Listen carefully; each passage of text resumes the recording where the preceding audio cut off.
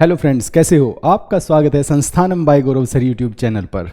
सबसे पहले मैं आप सभी से माफ़ी मांगना चाहता हूं क्योंकि मैंने आपसे वादा किया था कि 5 तारीख के बाद मैं सभी वीडियोस डालूंगा, जो भी इम्पोर्टेंट कंटेंट है उसकी वीडियोस डालूंगा, लेकिन मैं उन्हें टाइमली नहीं डाल पाया।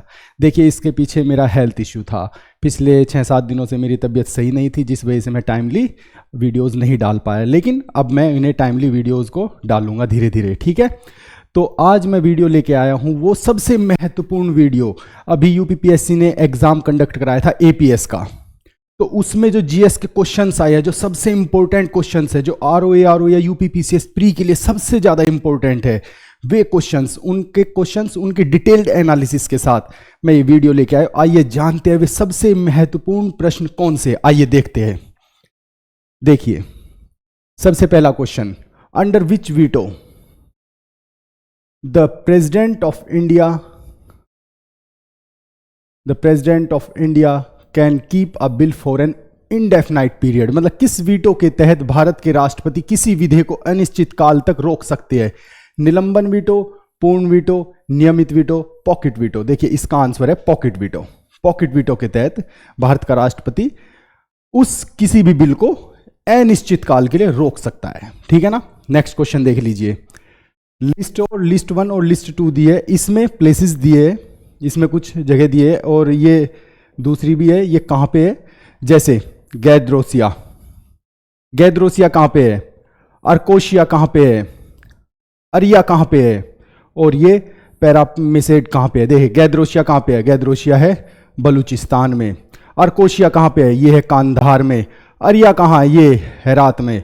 और ये पैरामिसेड ये कहाँ पे है? काबुल वैली। देख लीजिए, गैद्रोशिया बलूचिस्तान, अर्कोशिया कंधार एरिया हेरात, और पैरामिसेड ये काबुल वैली। ठीक है ना। तो इसका आंसर क्या हो जाएगा? 2, 4, 1 एंड 3। 2, 4, 1 एंड 3 बी आंसर है इसका। ठीक है ना। तो इन्हें ये इंपॉर्टेंट क्वेश्चन है, ये मोस्ट इंपॉर्टेंट क्वेश्चन है, याद रखना। ये इस तरह क्वेश्चन पूछे जाते हैं। अभी इसमें एक क्वेश्चन आया है जो डेंटल सर्जन में भी आया था और एमपीपीएससी में भी क्वेश्चन आया था। वो देखिए, इस तरह क्वेश्चन रिपीट होते हैं। नेक्स्ट देख लीजिए, who was the commentator on Manusmriti. Manusmriti के टीकाकार कौन थे? मनुस्मृति के कमेंटेटर कौन थे? कुलुक भट्ट। इसका आंसर है कुलुक भट्ट थे मनुस्मृति के कमेंटेटर। ठीक है ना। व्हेन डिड खानवा का युद्ध कब हुआ था? खानवा का युद्ध हुआ था 16 मार्च 1527। किस किस के बीच में? बाबर व राणा सांगा के बीच में हुआ था। ये राणा सांगा के बीच में खानवा का युद्ध। ठीक है ना, ये याद रखना। ठीक है ना। नेक्स्ट क्वेश्चन देख लीजिए। Grand slam is related to which one of the following games? Grand slam lawn tennis के लिए, याद रखना, लॉन टेनिस के लिए ग्रैंड स्लैम होता है। ठीक है ना। अकबर का मकबरा कहाँ पे है? देखिए, अकबर का मकबरा लोकेटेड ये आगरा डिस्ट्रिक्ट में पड़ता है, लेकिन कितनी बार आगरा भी ऑप्शन में दे दिया जाता है। आगरा भी ऑप्शन में दे दिया जाता है, जो इसका पर्टिकुलर प्लेस है वो भी ऑप्शन में, वो है, याद रखना, सिकंदरा। आगरा से 25 किलोमीटर दूर पड़ता है सिकंदरा में, लेकिन जिला आगरा ही पड़ता है। ठीक है ना, याद रखना। ठीक है ना। नेक्स्ट क्वेश्चन देख लेते हैं। Who is the author of the book daughter of the east? Daughter of the east पुस्तक के लेखक कौन है? इसके लेखक है बेनजीर भुट्टो। बेनजीर भुट्टो इसकी लेखक है। ठीक है। देखिए, अब ये आ गया क्वेश्चन। अभी मैं डेंटल सर्जन का, मेरी लास्ट वीडियो से पहले जो मेरी लेक्चर 2 की वीडियो थी उसमें देखना, उसमें ऑप्शन दिए थे उन्होंने कुछ, उसमें शूद्रक का जो ऑप्शन था वो गलत दिया था। सिर्फ मैच द फॉलोइंग का क्वेश्चन था, उसमें शूद्रक का ऑप्शन ही गलत दिया था। और मैंने वहां पे बताया था कि शूद्रक का मृच्छकटिका है। ठीक है ना। तो ये यहां पे इन्होंने इस तरीके से डायरेक्ट पूछ लिया, मृच्छकटिका कौन है? शूद्रक।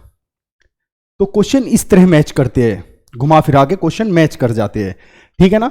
अब देखिए कितना इजी क्वेश्चन है, कब का पूछा है, जिसे थोड़ा बहुत जो क्रिकेट लवर्स है उन्हें पता ही होगा कि T20 वर्ल्ड कप का जो world cup into which country won T20 cricket world cup 2007 में, तो इसका सबको पता होगा। 6 छक्के सबको याद है।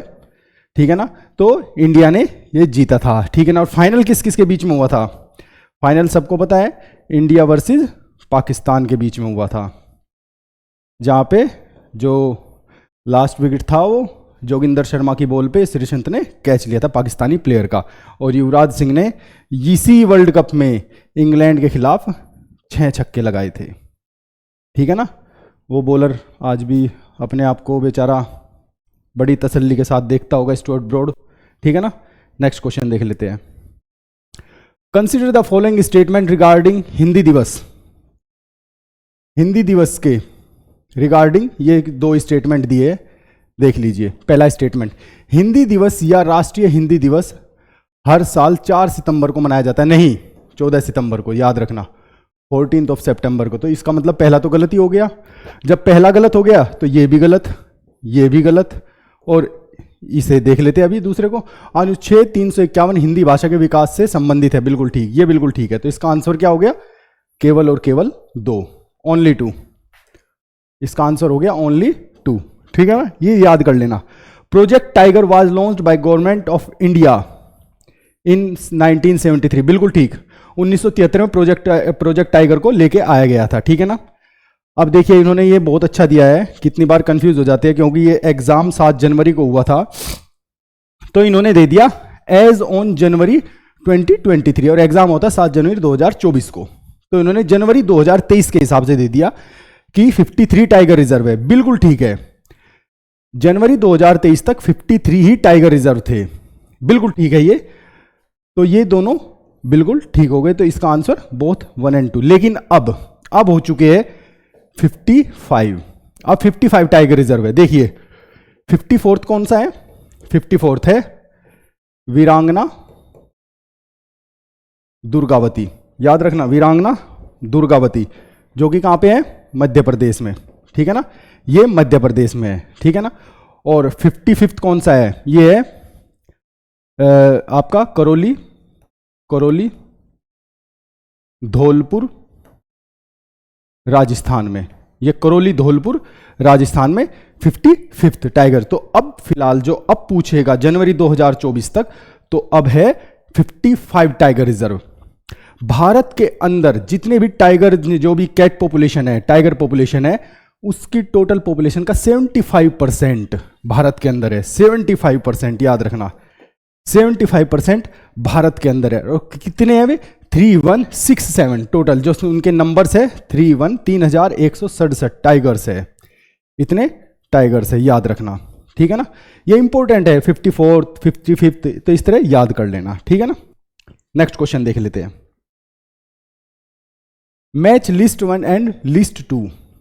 ये प्लेसेस है, ये इंडस्ट्री है। देखिए प्लेसेस, खेतरी बहुत फेमस है, सबको पता है। खेतरी कॉपर के लिए है, खेतरी कॉपर के लिए।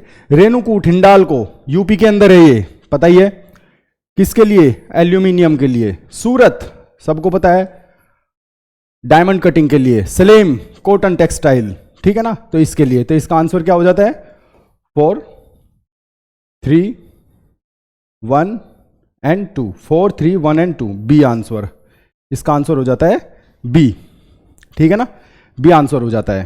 ठीक है। नेक्स्ट क्वेश्चन देख लेते हैं। देखिए UIDAI is a statutory authority established to issue Aadhaar. UIDAI stand for, इन्होंने UIDAI की फुल फॉर्म पूछी है, इजी है काफी। UIDAI की फुल फॉर्म क्या होगी? देखिए unique identification authority of India. Unique identification authority of India. ठीक है ना। ये भारतीय विशिष्ट, ये वाले सी इसका आंसर होगा। ठीक है ना। अब देख लीजिए ये 2 स्टेटमेंट दिए, एसर्शन रीजन दिए। 2 एसर्शन क्या है नेक्स्ट क्वेश्चन में? अगर हम 14th क्वेश्चन को देखें, the constitution of India provides a federal system. बिल्कुल ठीक। It has created very strong centre. देखिए अगर हम इसे देखें तो इसका क्या आंसर होगा? देखिए वेरी स्ट्रॉन्ग, यहां पे फेडरल सिस्टम की बात की, ये एसर्शन बिल्कुल ठीक है। लेकिन reason, it has created a very strong centre. देखिए तो इसमें क्या होगा? वेरी स्ट्रॉन्ग नहीं है, सिर्फ स्ट्रॉन्ग है। तो इसका आंसर होगा ए। तो करेक्ट है, लेकिन A is true but R is false, ये भी गलत है। Both A and R true but R is not, ये बी। इसका आंसर हो जाएगा बी। ठीक है ना। इसका आंसर क्या हो जाएगा? बी। तो नेक्स्ट क्वेश्चन देख लेते हैं। साइक्लोन विपर जो है इज रिलेटेड टू विच सी। देखिए ये 15 जून को 15 जून को साइक्लोन बिपरजॉय आया था, 15 जून को। ये आया था इंडियन ओशन में के अरेबियन सी में, ठीक है ना, अरेबियन सी में आया था ये। और इसका जो मेन टारगेट था, देखिए अगर मैं यहाँ पे मैप बनाऊं तो यहाँ पे पाकिस्तान है, ये पाकिस्तान है और ये इंडिया है। तो ये यहाँ से ऐसे आया था, ठीक है ना। तो इसने जो इसका टारगेट था, इसका टारगेट प्लेस थे गुजरात प्लस कराची, कराची पाकिस्तान, ठीक है ना, ये इसके टारगेट प्लेस थे। तो ये 15 जून को अरेबियन सी में आया था, ये अरेबियन सी है, ठीक है ना, ये अरब सागर है, अरेबियन सी, ठीक है ना, याद रखना। और अब सबसे इंपॉर्टेंट बिपरजॉय, ये बिपरजॉय ये नाम किसने दिया था? ये दिया था बांग्लादेश ने। बिपरजॉय नाम दिया था बांग्लादेश ने, जिसका मतलब होता है कैलामिटी, डिजास्टर, जिसका मतलब होता है कैलामिटी, डिजास्टर, ठीक है ना, ये याद रखना आप, ठीक है ना, ये इंपॉर्टेंट है, ये पूछा जाता है। किसी एग्जाम में डेंटल का था या एमपीपीएससी का, उसमें मोचा के बारे में पूछा था, ठीक है। Leaching of soil is related, देखिए मिट्टी का निक्षालन संबंधित है किससे? लेटराइट मिट्टी से। इसका आंसर है लेटराइट मिट्टी, लेटराइट सोइल से, ठीक है ना। तो याद रखना इसका है लेटराइट सोइल से, ठीक है ना। नेक्स्ट क्वेश्चन देख लेते हैं। आईएफएससी कोड, आप कितनी बार बैंक में जाते होंगे तो आपका आप पूछते होगे आईएफएससी कोड क्या है, मैं मनी ट्रांसफर के लिए कितनी बार पूछा जाता है ना। तो आईएफएससी कोड क्या है? देखिए इंडियन फाइनेंशियल सिस्टम कोड, इसका है इंडियन फाइनेंशियल सिस्टम कोड, ठीक है ना, Indian financial system code. NASSCOM, NASSCOM है एक Indian non profit non governmental trade association focused mainly on technology industry of India, NASSCOM. देखिए नेस्कॉम एक भारतीय गैर लाभकारी गैर से व्यापार संघ जो मुख्य रूप से भारत के उद्योग पर केंद्रित है। नेस्कॉम का पूर्ण रूप है, मतलब इसकी फुल फॉर्म पूछिए, इतना बड़ा लिख दिया इसमें और डायरेक्टली ये नहीं पूछा कि इसकी फुल फॉर्म क्या है, गजब है। National Association of Software and Security Companies, नहीं, National Association of Software and Service Companies, ये इसका आंसर है, ठीक है ना, याद रखना, National Association of Software and Service Companies, ठीक है ना।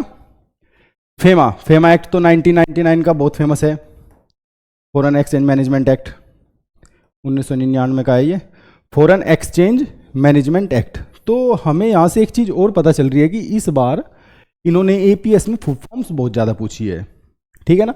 तो इसलिए फ्रेंड्स अगर आप न्यूज़पेपर वगैरह पढ़ते हैं तो उनमें जो मेन एक्ट है, मेन आर्टिकल्स है, मेन एजेंसीज है, उनकी फुल फॉर्म जरूर याद कर लेना, ठीक है ना। फॉरेन एक्सचेंज मैनेजमेंट एक्ट 1999, ठीक है ना। नेक्स्ट देख लीजिए, वो inaugurated new parliament house of India, ये तो मोदी जी ने किया ही था, prime minister of India, prime minister of India, ठीक है ना, इसे याद रखना। नेक्स्ट क्वेश्चन देख लेते हैं। Which one of the following statement is correct with reference to the author of Straight from the Heart and Autobiography? Straight from the Heart and Autobiography के संदर्भ में निम्नलिखित कथनों में कौन सा सही है? देखिए क्वेश्चन कुछ भी पूछ लेते हैं, क्वेश्चन तो ठीक पूछा लेकिन ऑप्शन बनाने का इनसे तरीका नहीं आया, कोई बात नहीं। खैर सचिन तेंदुलकर का आंसर नहीं है, इसका आंसर कपिल देव है, ठीक है ना। तो इसका आंसर होगा केवल 2, डी, कपिल देव ने लिखी थी, ठीक है ना। Which river of India passes the Tropic of Cancer? Tropic of Cancer से पूछ रहा है कि ट्रॉपिक ऑफ कैंसर से जो ये ट्रॉपिक ऑफ कैंसर है, इससे कौन सी रिवर 2 बार पास होती है? ये माही रिवर, याद रखना, माही रिवर, माही रिवर 2 बार पास होती है, याद रखना, ये इंपॉर्टेंट है, ठीक है ना। नेक्स्ट क्वेश्चन देख लीजिए। इन्वेंशन है और इन्वेंटर है, ये इन्वेंशन है, ये इन्वेंशंस है, और ये भाई साहब है सारे के सारे खोजकर्ता, इन्वेंटर्स, ठीक है ना। तो इनमें देख लीजिए क्या है, कॉस्मिक रेज, कॉस्मिक रेज किसने की थी? कॉस्मिक रेज की थी विक्टर हैस ने, ठीक है ना, विक्टर हैस ने। एक्सरेज रोएंटजन ने, एक्सरे किसी डब्ल्यूसी रोएंटजन, ठीक है ना, WC Roentgen. Radioactivity Henry Becquerel, Henry Becquerel, ठीक है ना। Artificial radioactivity madam I Curie first, I Curie and F Joliot, ठीक है ना। तो इसका आंसर क्या हो गया 2 3 4 1, 2 3 4 1 ये रहा, इसका ए आंसर हो गया। याद कर लेना, ये सब रट लेना, साइंस ट्रैक में इस तरह क्वेश्चन ही पूछे जाएंगे, आरओ में साइंस ट्रैक में इस तरह के ही क्वेश्चन पूछे जाएंगे, ठीक है ना। एक दो निकाल के इसमें कुछ और डाल देगा, लेकिन जहां एक या दो मैच कर गया तो वहां पे अपना आंसर बन जाता है, ठीक है ना। नेक्स्ट देख लीजिए, consider the following statement with reference to the Konark sun temple. देखिए कोणार्क के सूर्य मंदिर की बात कर रहा है, कोणार्क के सूर्य मंदिर के संदर्भ में विचार करें। इसे ब्लैक पैगोडा भी कहा जाता है, बिल्कुल कहा जाता है। इसका निर्माण राजा नरसिम्हदेव प्रथम ने करवाया था, बिल्कुल ठीक, उन्होंने ही करवाया था। यूनेस्को का एक विश्व धरोहर स्थल है, बिल्कुल ठीक, ये तीनों तो बिल्कुल सही है, ये तीनों बिल्कुल सही है।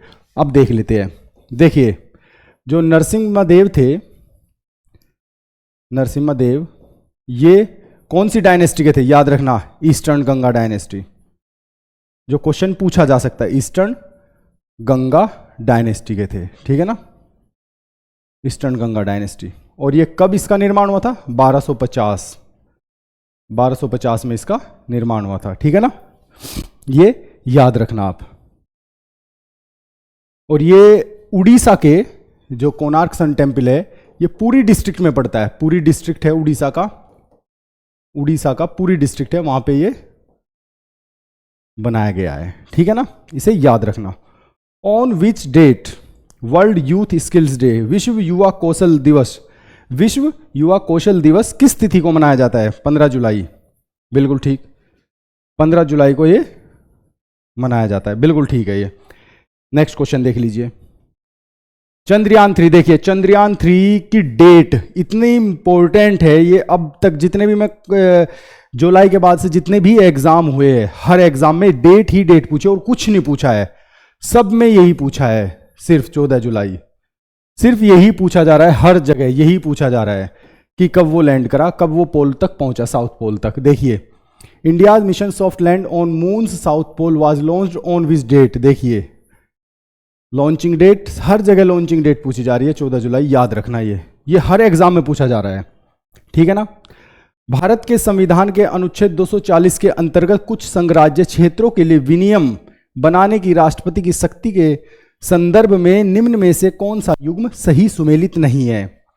ये आर्टिकल 240 के तहत कुछ अमेंडमेंट्स है, कुछ उसमें नियम रेगुलेशंस है यूनियन टेरिटरीज के लिए, तो उसमें प्रेसिडेंट को कुछ पावर्स दी गई है, ठीक है ना। तो उसमें इसमें करेक्ट मैच करना है सिर्फ, तो इसमें जो करेक्ट है ये गलत है, 240 IC पुडुचेरी नहीं है, ये IC किसका है, ये है दादर नगर हवेली, ये दादर नगर हवेली के लिए है, 241 का C पार्ट, ठीक है ना, ये दादर नगर हवेली के लिए।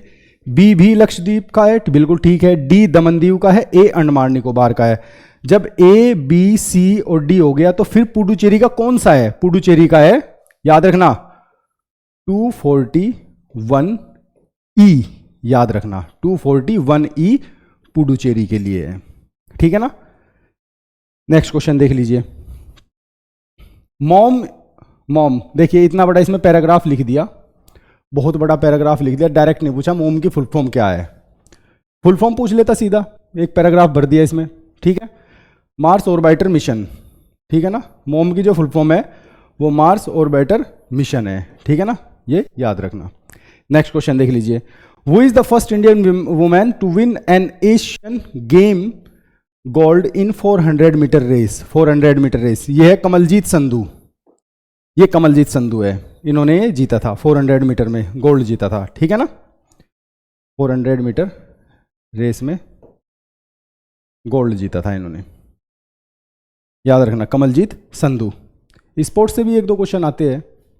थॉमस कप, देखिए स्पोर्ट्स से आपने देखा होगा अब तक वो चौथा क्वेश्चन था स्पोर्ट्स का, एक बुक थी जो कपिल देव ने लिखी थी वो, और एक आपका लॉन टेनिस वाला आ गया था, एक क्वेश्चन लास्ट वाला आया, एक क्वेश्चन ये आ गया, ठीक है ना, थॉमस कप का। फिर से देखिए स्पोर्ट्स के कितने क्वेश्चन पूछे हैं। Thomas cup is related to which one among the following games, Thomas cup badminton के लिए, याद रखना, थॉमस कप किसके लिए? बैडमिंटन के लिए, ठीक है ना। Right to information act 2005 primarily helps the cause of, सूचना का अधिकार अधिनियम 2005 मुख्यतः किस उद्देश्य में सहायता करता है? देखिए ट्रांसपेरेंसी के लिए होता है, ये पारदर्शी प्रशासन के लिए है, ट्रांसपेरेंट एडमिनिस्ट्रेशन के लिए, ठीक है ना। तो 2005 में जब आरटीआई आया था तब से क्वेश्चन ले लिया, तो मनरेगा हो गया, आरटीआई हो गया, यहां से क्वेश्चन आ जाते हैं एक एक दो दो, ठीक है ना। देखिए नेक्स्ट क्वेश्चन देख लीजिए, match list 1 and list 2 select the correct answer using the code given below the list. देखिए यहां पे राइटर्स दिए हैं और यहां पे बुक्स दिए हैं, ठीक है ना। यहां पे लेखक है और यहां पे किताबें है। देखिए जैसे यशपाल हो गया, कमलेश्वर, देखिए इसमें कमलेश्वर ने कौन सी बुक लिखी है? कितने पाकिस्तान। यशपाल ने मेरी तेरी, यशपाल ने लिखा है मेरी तेरी उसकी बात। देखिए यशपाल मेरी तेरी उसकी बात, कमलेश्वर कितने पाकिस्तान, ठीक है ना। बी का 4th, ए का 2, सी का भीष्म साहनी तमस, याद रखना भीष्म साहनी तमस, और सुरेंद्र वर्मा मुझे चांद चाहिए। तो इसका आंसर हो गया 2, कमलेश्वर पाकिस्तान 4, तमस 3, सुरेंद्र वर्मा तमस 1, सुरेंद्र वर्मा 3, 2 4 1 3, 2 4 1 3, ये सी आंसर, इसका आंसर हो गया सी। और 1, एक बात मैं आपको बता देता हूं, इसे रट लो, इंपॉर्टेंट है, बहुत ज़्यादा इंपॉर्टेंट है, बहुत ज़्यादा इंपॉर्टेंट है। ये बिल्कुल ट्रेडिशन से हटकर बुक्स आई है, इसे याद कर लेना, ठीक है ना। अब देखिए बहुत इंपॉर्टेंट, बहुत ही अच्छा क्वेश्चन है, सिंपल है, बहुत ही सिंपल है और ये बहुत ही अच्छा क्वेश्चन। सुबह व शाम के वक्त जब सूरज क्षितिज के पास होता है तो यह लालिमा युक्त प्रतीत होता है। इस अवलोकन के लिए जिम्मेदार परिघटना कौन सी है? ये तो बहुत फेमस है, स्कैटरिंग ऑफ लाइट, ठीक है ना। स्कैटरिंग ऑफ लाइट, लाइट के स्कैटर होने की वजह से, जब वो स्कैटर होती है उसकी वजह से ऐसा दिखाई देता है वो, ठीक है, प्रकाश का छितराव, फैलाव, ठीक है ना, याद रखना। नेक्स्ट क्वेश्चन देख लीजिए, the disease rickets develops in childrens due to the deficiency of vitamin D, vitamin D की वजह से, ठीक है ना। अब देखिए विटामिन ए की वजह से क्या होता है? नाइट ब्लाइंडनेस, नाइट, जिसे हम रतौंधी भी बोलते हैं, नाइट ब्लाइंडनेस, ठीक है ना। विटामिन सी स्कर्वी, ठीक है ना, scurvy. Vitamin B beriberi, ठीक है ना। और विटामिन डी रिकेट्स, याद रखना विटामिन डी का क्या है? रिकेट्स, सूखा रोग, ठीक है ना। ये याद कर लेना, चारों की चारों बीमारियां। नेक्स्ट देख लीजिए, which article of Indian constitution deals with the suability suits, ये सूट्स के बारे में बात करा है, स्वीट्स एंड प्रोसीडिंग्स के बारे में बात कर रहा है, ठीक है ना। ये आर्टिकल है 300, याद रखना आर्टिकल 300 की है ये बात, ठीक है ना। आर्टिकल 300 में ये दिया गया है, वाद योग्यता से संबंधित है ये, ठीक है ना। अब आ गया मोपला विद्रोह, ये हर बार यूपीपीसीएस का तो फेवरेट क्वेश्चन है ही है ये, मतलब यूपीपीएससी से अपने हर एग्जाम में पूछेगा मोपला को। तो 1921 जो मोपला है, या तो 1920 मैच द फॉलोइंग में पूछ लेगा मोपला का, इसमें 2 कारण दे दिए, किसी एक को हर बार पूछ लेगा, लेकिन पूछता जरूर है मोपला को। तो इसमें ये exploitation of Moplah by zamindars, मोपलाओं पर जमींदारों का अत्याचार, बिल्कुल ठीक है। अंग्रेजी सरकार की खिलाफत विरोधी नीतियां, ये भी बिल्कुल ठीक है, दोनों ये बिल्कुल ठीक है। इस वजह से मोपला का विद्रोह 1921 में हुआ था। तो इसका आंसर हो जाएगा बोथ 1 and 2, ठीक है ना, ये इसका आंसर हो जाएगा। नेक्स्ट देख लीजिए, Golconda fort is located in India, देखिए तेलंगाना में है। तेलंगाना में कुछ क्वेश्चन देखिए, मार्क्स बनाने के लिए स्टूडेंट्स थोड़ा डिमोटिवेट ना हो, मोटिवेट ही रहे एग्जाम देते वक्त वो, तो इसलिए इस तरह के कुछ इजी क्वेश्चंस भी पूछ लेता है, ठीक है ना। तो ये तेलंगाना में है। By which one of the following amendments the Lok Sabha seats were raised from 525 से 545 कर दी गई थी?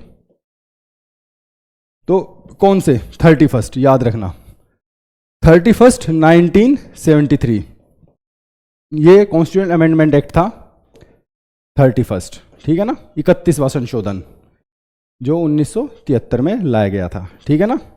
नेक्स्ट क्वेश्चन देख लीजिए। निम्नलिखित में से किसका सही मिलान किया गया है? देखिए इसमें सही मिलान की बात की है। जुगलबंदी बीजेपी, ये है Jugalbandi the BJP before Modi, Ravish Kumar, ये गलत है। Indira Gandhi terrorist with power, Nayantara Sahgal, ये बिल्कुल ठीक है। इसका मतलब ये भी गलत है। और ये भी half line how PV Narasimha Rao transformed India, ये भी गलत है। The India way strategies for an uncertain world, ये भी गलत है। ये तो बहुत फेमस बुक है, ये तो बहुत ही फेमस बुक है। अभी मैं बताता हूं ये किसने लिखी है। The India way strategies for an uncertain world, ये लिखी एस जयशंकर ने, जो हमारे अभी फॉरेन मिनिस्टर है, ठीक है ना, एस जयशंकर, याद रखना। ये बहुत ही फेमस बुक है, इसे तो आप याद कर ही लेना, ठीक है ना। अब देखिए, अब बुक आई इंदिरा गांधी, ये जुगलबंदी द बीजेपी बिफोर मोदी, ये किसने लिखी? याद रखना, विनय सीतापति, विनय सीतापति। और ये half line how PV Narasimha Rao transform India, ये भी विजय सीतापति ने ही लिखी है, विजय सीतापति, याद रखना। इन्हें याद कर लेना, क्योंकि ये पूछ लिया भाई जुगलबंदी the Modi before the BJP before Modi पूछ लिया तो विनय सीतापति हो गया। हाफ लाइन ये विनय सीतापति, ये नयनतारा सहगल हो गई। लेकिन ये सबसे इंपॉर्टेंट है the India way strategies for an uncertain world, ये एस जयशंकर, ये बहुत इंपॉर्टेंट है, बहुत ही इंपॉर्टेंट है, इसे याद कर लेना, ठीक है ना। नेक्स्ट देख लीजिए, the idea of name of Pakistan was suggested by रहमत अली, बिल्कुल ठीक है। रहमत Ali published a book now और नेवर इन 1933, बिल्कुल ठीक है। अब इन्होंने पूछा है कि ये 4 कोड्स दिए, इनमें क्या है? Both A and R are true and R is the correct explanation of A, बिल्कुल ठीक, बिल्कुल ठीक। इसका आंसर है डी, ठीक है ना, इसका आंसर है डी। रहमत अली ने एक बुक लिखी थी अपनी नाउ और नेवर 19, जिसमें उन्होंने पाकिस्तान का जिक्र किया था, ठीक है ना। नेक्स्ट देख लीजिए, arrange the following stages in enactment of budget. देखिए बजट के लिए सबसे पहले बजट को पेश किया जाता है, उसका प्रेजेंटेशन होता है, प्रेजेंटेशन होता है, फिर प्रेजेंटेशन के बाद उस पर डिस्कशन होता है, उस पर डिस्कशन होता है, ठीक है। फिर डिस्कशन के बाद उन पर वोटिंग होती है, वोटिंग ऑफ डिमांड्स और ग्रांट्स होती है, ठीक है ना। इसके बाद एप्रोप्रिएशन बिल आता है, एप्रोप्रिएशन बिल, ठीक है ना, ये क्या आता है। फिर इसके बाद आता है फाइनेंस बिल, फाइनेंशियल बिल, ठीक है ना। तो ये होता है। अब इसमें देख लीजिए पूरे के पूरे में क्या है, प्रेजेंटेशन फिफ्थ हो गया, जनरल डिस्कशन 1 हो गया, फिर वोटिंग 4th हो गया, फिर इसके बाद एप्रोप्रिएशन बिल 2 हो गया, फिर फाइनेंस बिल 3 हो गया। तो 4 5 5 1 4 2 3 5 1 4 2 3, ये ए। तो इसका आंसर हो गया ए, याद रखना, इसका आंसर क्या है? ए, ठीक है ना। नेक्स्ट क्वेश्चन देख लीजिए, India is situated at which place in world press freedom index. खैर प्रेस की तो मैं क्या आपसे बात करूं, आपको मुझसे ज़्यादा बेहतर पता होगा क्या चल रहा है आजकल टीवी में। प्रेस तो खत्म हो चुकी है, इसीलिए प्रेस फ्रीडम में इंडिया का स्थान 161 है आउट ऑफ 180 कंट्रीज। 161, 161वें पे है। वो तो शर्म की वजह से 161 दे दिया कि थोड़ी शर्म कर लो, नहीं तो 180 ही दे देते, ठीक है ना। ये हालत है हमारी मीडिया की, ठीक है ना, ये मीडिया की हालत हो चुकी है, ठीक है ना। और इसका बस हमें तो ये, क्योंकि एग्जाम निकालना इसलिए पढ़ना है। और इसे पब्लिश कौन करता है? इसे पब्लिश करता है रिपोर्टर्स विदाउट बॉर्डर्स। रिपोर्टर्स, याद रखना, पूछ लेता है कितनी बार, Reporters Without Border, Reporters Without Border जो एजेंसी है वो इसे पब्लिश करती है, ठीक है ना। अब पूछा है पृथ्वी की पपड़ी में, मतलब अर्थ क्रस्ट में, अर्थ क्रस्ट में कितने % कार्बन है? कितने %? 0.025, याद रखना 0.025% कार्बन कंटेंट है अर्थ क्रस्ट में, याद रखना। अर्थ क्रस्ट की बात हो रही है यहाँ पे, अर्थ क्रस्ट की। ठीक है ना, उसकी बात हो रही है। निम्नलिखित में से कौन सा अम्ल बिच्छू बूटी यानी कि नेटल की पत्तियों द्वारा स्रावित होता है जो दर्द युक्त डंक का कारण होता है? Which one of the following acid is secreted by leaves of nettle that causes painful stings? देखिए मेथनोइक एसिड, इसका आंसर है मेथनोइक एसिड। मेथनोइक एसिड याद रखना, मेथनोइक एसिड, ठीक है ना, इसे याद कर लेना, ठीक है ना। नेक्स्ट देख लेते हैं। Which one from the following is the highest point in Uttar Pradesh? देखिए उत्तर प्रदेश के हाइएस्ट पॉइंट की बात की है। अस्मोथ पीक जो है, अस्मोथ पीक ये हाइएस्ट है। अस्मोथ चोटी जो है ये हाईएस्ट है। ये कहां पे है उत्तर प्रदेश के? ये उत्तर प्रदेश उत्तराखंड से लगे हुए सहारनपुर डिस्ट्रिक्ट में है, याद रखना, सहारनपुर डिस्ट्रिक्ट में। और कितनी बार जैसे अगर यूपी स्पेशल में पूछ लिया सहारनपुर में भी पर्टिकुलर प्लेस, तो वो है बेहट, याद रखना, बेहट में, सहारनपुर की में एक तहसील है बेहट, ठीक है ना, वहां से ये है बेहट, ये विधानसभा भी है, ठीक है ना, वहां पे ये अस्मोथ पीक है। और ये इसकी हाइट कितनी है जो पूछ सकते हैं? इसकी हाइट है 957 मीटर, 957 मीटर ऊंची है ये 957 मीटर ऊंची, ठीक है ना। निम्नलिखित में से कौन अंतरराष्ट्रीय शूटिंग खिलाड़ी है? Which among the following is an international shooting player? Anjum Mudgal, इसका आंसर है अंजुम मुदगल। देखिए स्पोर्ट्स से 6 क्वेश्चन आ गए, देख रहे हो स्पोर्ट्स से कितने क्वेश्चन आ गए टोटल। अगर हम जीएस में मैथ्स के क्वेश्चन हटा दिए, जैसे मैंने इसमें से जीएस में अगर 44 क्वेश्चन है, 43 क्वेश्चन है, तो इनमें से 6 क्वेश्चन सिर्फ और सिर्फ स्पोर्ट्स के आ गए। अब देख लीजिए करंट अफेयर्स में स्पोर्ट्स की क्या इंपॉर्टेंस है एग्जाम के लिए। तो हर एग्जाम के लिए आप यूपीपीसीएस की बात कर लीजिए, चाहे आरओ एआरओ की बात कर लीजिए, तो आरओ एआरओ वाले इस चीज़ को बहुत ज़्यादा ध्यान में रखें। एशियन गेम्स हो गए हमारे, जैसे कॉमनवेल्थ गेम्स हो गए हमारे, जितनी भी चैंपियनशिप हुई लास्ट में, कोई भी चैंपियन, फेड चैंपियनशिप हो, वर्ल्ड कप हो, कुछ भी हो, हर क्वेश्चन को रट लेना, ठीक है ना, क्योंकि स्पोर्ट्स से बहुत ज़्यादा क्वेश्चन पूछे जा रहे हैं, ठीक है।